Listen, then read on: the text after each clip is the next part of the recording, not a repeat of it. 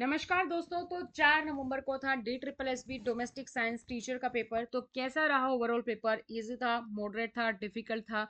किस कैटेगरी में आप इसको रेट करेंगे? या फिर जो है बच्चों ने कितना पेपर पूरा जो है कर पाए? किस टाइप के जो क्वेश्चंस है वो आ रहे हैं, कौन से टॉपिक से क्वेश्चंस पूछे जा रहे हैं, आज की इस वीडियो में इस पर बात करने वाले हैं।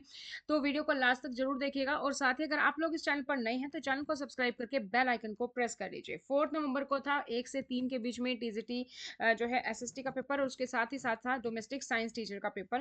तो डोमेस्टिक साइंस टीचर के बारे में हम आज की इस वीडियो में बात कर रहे हैं। आप हमें सोशल मीडिया पर भी फॉलो कर सकते हैं और अपनी डिटेल्स आप हमारे साथ शेयर कर सकते हैं। अपना नाम स्पेस देके सिटी स्पेस देके एग्जाम का नाम लिखकर 8447410108 पर।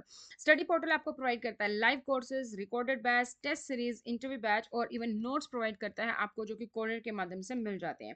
आप हमारी ऐप डाउनलोड कर सकते हैं जहां पर आपको सारे कोर्सेज के बारे में जानकारी मिल जाएगी। तो सबसे पहले तो हम बात करते हैं, देखो, रीजनिंग के पोर्शन की। तो रीजनिंग से किस टाइप के क्वेश्चंस आ रहे हैं? तो रीजनिंग में जो टॉपिक है जो कि ओवर पावर कर रहा है वो है हमारा सीटिंग अरेंजमेंट। तो सीटिंग अरेंजमेंट से आपको ज्यादा क्वेश्चंस पूछे जा रहे हैं। 3 से 4 क्वेश्चन जो है सीटिंग अरेंजमेंट के देखने को मिल रहे हैं। इसके अलावा जो भी रीजनिंग के टॉपिक होते हैं, सिलोजिज्म है आपका, वेन डायग्राम्स है, blood relation, coding decoding, alphabet series, number series, direction, BODMAS और स्टेटमेंट्स वाले क्वेश्चन जो है वो रीजनिंग से आपको देखने को मिल रहे हैं। तो रीजनिंग थोड़ा सा टाइम कंज्यूमिंग है। तो रीजनिंग में जब आप टाइम कर रहे हैं तो आप कोशिश करें कि आप शॉर्ट ट्रिक्स जो आपने सीखी हैं, जो आप लॉजिक्स हैं वो लगाएं और टाइम को जो है यहाँ पर थोड़ा सा बचाने की कोशिश करें, ताकि आपके ओवरऑल पेपर में जो आपका सेकंड सेक्शन होगा, सेकंड पार्ट होगा आपका पेपर का, सब्जेक्ट का, उसमें आपका ये काम आए। जनरल अवेयरनेस की बात करें तो देखो, जनरल अवेयरनेस से जो क्वेश्चन है वो लास्ट 1 ईयर की करंट अफेयर्स है। करंट अफेयर्स आपकी जैन 2025 से जो है अभी तक की करंट अफेयर्स पूछी जा रही है। नीरज चोपड़ा से क्वेश्चन था तो हम कह सकते हैं कि स्पोर्ट्स रिलेटेड जो क्वेश्चन है वो आपको देखने को मिलेंगे।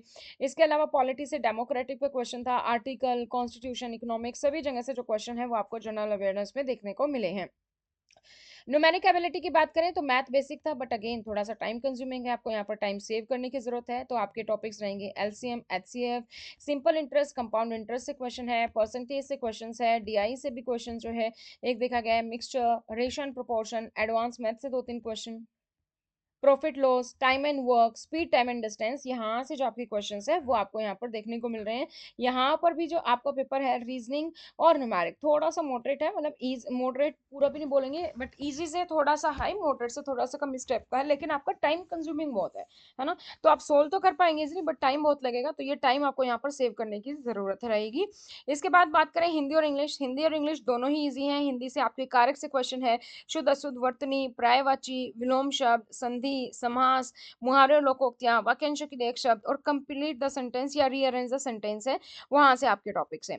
इंग्लिश की बात करें तो इंग्लिश में कॉम्प्रीहेंशन जो क्वेश्चंस है, म्यूजिक रिलेटेड एक पैसेज आया था, एंटोनिम एंड सिनोनिम्स हैं, आपके इडियम एंड फ्रेजेस, ग्रामर आपकी आ रही है, आर्टिकल से क्वेश्चंस आ रहे हैं, तो आर्टिकल के टॉपिक को आप जरूर से कवर करें क्योंकि इससे आपके 3 से 4 क्वेश्चंस हैं। फिर इन द ब्लैंक्स है, सेंटेंस रीअरेंजमेंट जैसे आते हैं ना, PQR स्टेटमेंट्स, आप बताइए कि किस जो है पैटर्न में आपका सेंटेंस बनेगा, उसके अकॉर्डिंग जो क्वेश्चंस है वो यहाँ पर आपको देखने को मिल रही हैं।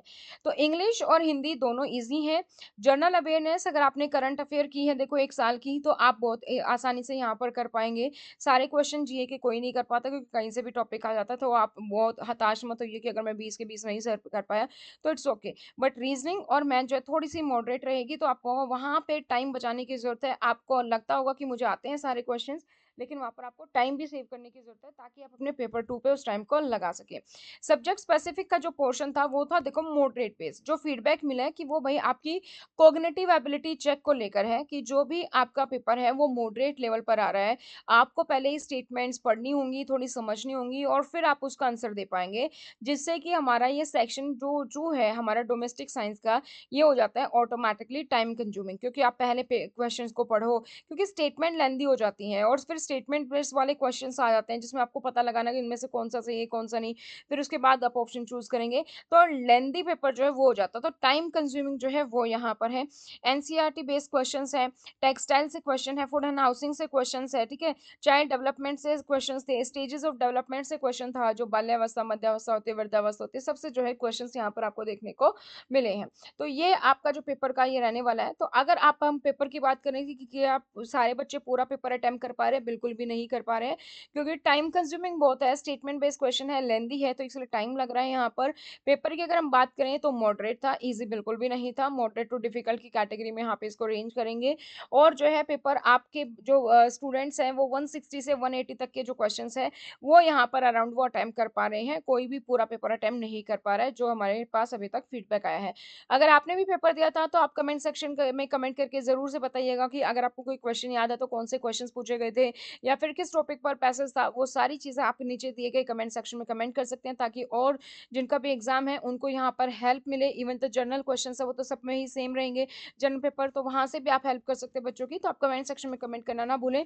और आपका पेपर था तो आपने कितने अटेम्प्ट किए, कैसा लगता है आपको पेपर, कैसा था, ईजी था, मॉडरेट, डिफिकल्ट था आपके अकॉर्डिंग, वो भी आप हमें कमेंट सेक्शन में कमेंट करके बता सकते हैं। आप हमें सोशल मीडिया पर फॉलो कर सकते हैं, टेलीग्राम पर फॉलो कर सकते हैं, वहाँ पर भी अपने डिटेल्स हमारे साथ शेयर कर सकते हैं। तो आज की इस वीडियो में इतना ही, फिर मिलेंगे नई जानकारी के साथ, तब तक धन्यवाद।